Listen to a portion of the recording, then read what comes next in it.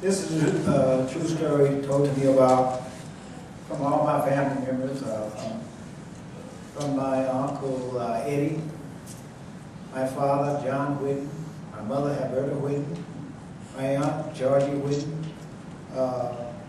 William Whitten, and no, not William Whitten, William Fain. Now they all told me this story, and it all had the same tragic ending. So it's not a comical story. It concerned my Uncle Willie. I never met Uncle Willie. Uncle Willie disappeared in 1931. I'll explain how he disappeared. But this story concerns some work back in 1931 that was being done on this gravel road. All men in the area were required to work. After they finished their work in the fields, they were to go to work on this gravel road for something like 25 cents an hour. Now, Uncle Willie, they all told the same story, didn't like the type of wages they were receiving for such hard work. So he quit working and walked back home. Now, many of the men, you see, the first one was my uncle on my dad's side, said, well, Willie ain't going to work, I'm not going to work. And one by one, all the men discontinued doing the work. Now, to bring the men back to work, this foreman, who was a white man, went back up to the house where Willie had went to bring him back out to work. The bad part about it, he brought his gun with him. And he was going to force Willie back to work because he was not going to go back to work. So they say all the men followed the man up to the house. My mother saw the man coming with the gun. She got my oldest brother. She could see troubles when it started. Took my brother by the hand, took him in the house. Because my brother said he remembered the incident himself.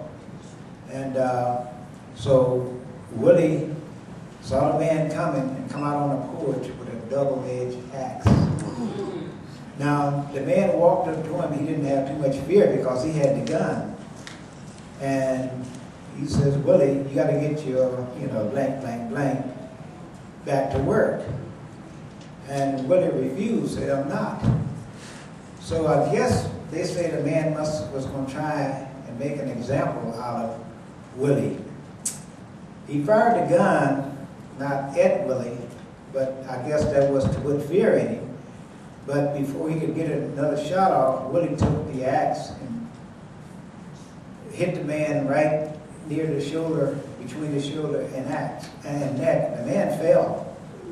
My father says he watched as Willie put his foot on the man's chest and swung again and severed his head.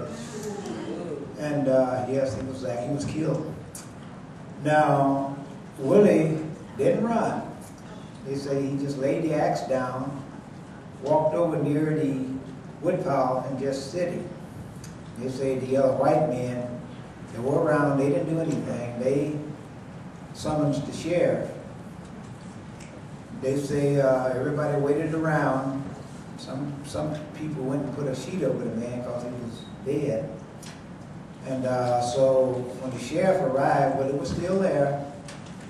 The sheriff inquired with some of the other white men as to what happened. And so he walked over, pulled the sheet back, and the man was, of course, dead. Then they pointed towards Willie, And as the sheriff walked towards Willie, Willie gave him his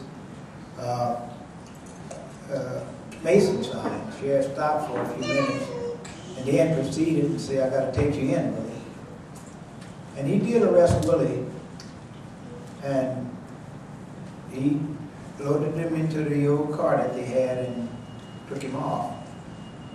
Now, one of the women around was the man's daughter. She tried to stir up trouble by saying we all killed a lot of them, talking about, do away with the whole family. She didn't get no support on that. But now here is how Willie disappeared. The sheriff come back the very next day, and my grandfather, with his father, and talked to him and told my grandfather that he wanted to talk to him. So he took my grandfather off, because it was his son. Willie was never married. And then he left. Then my parents, my father and brother, and all Willie's brothers and sisters looked to the grandfather for an answer, and the grandfather said, well, all he told me is that I'll never see my son again. And nobody never ever knew what happened to Willie.